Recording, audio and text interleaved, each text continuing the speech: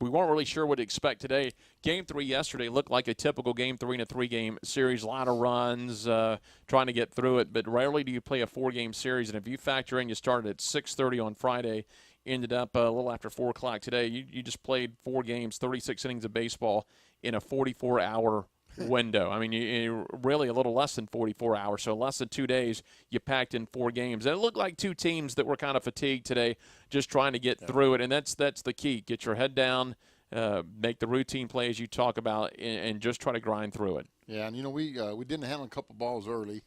We talked about it in the dugout that, hey, that's what's going to have to carry us today.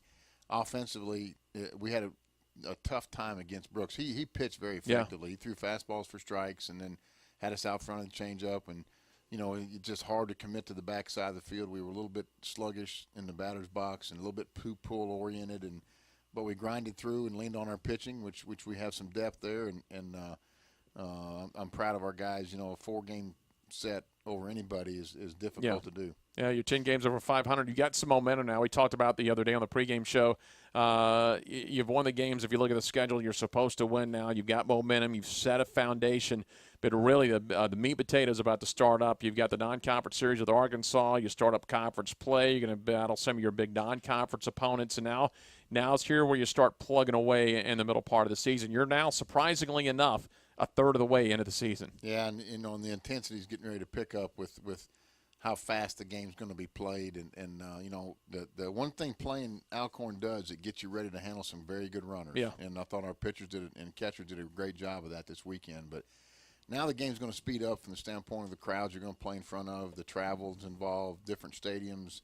Life on the road's difficult, and you just got to hang your hat on pitching and defense and hope we can get this offense going. So it's going to be a big challenge, but we're going into it with some momentum.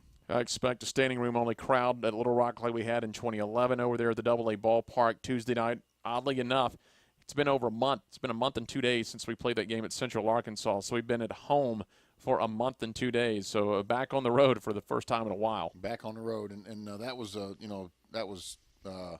in 2011. That was kind of eye-opening for our guys. Yeah. When we showed up and there's already 5,000 there to watch BP. And then the crowd grew, and I think they said over 10,000 were there, and I've heard it's sold out. So it'll be a fun 2-game stretch and some fun environments.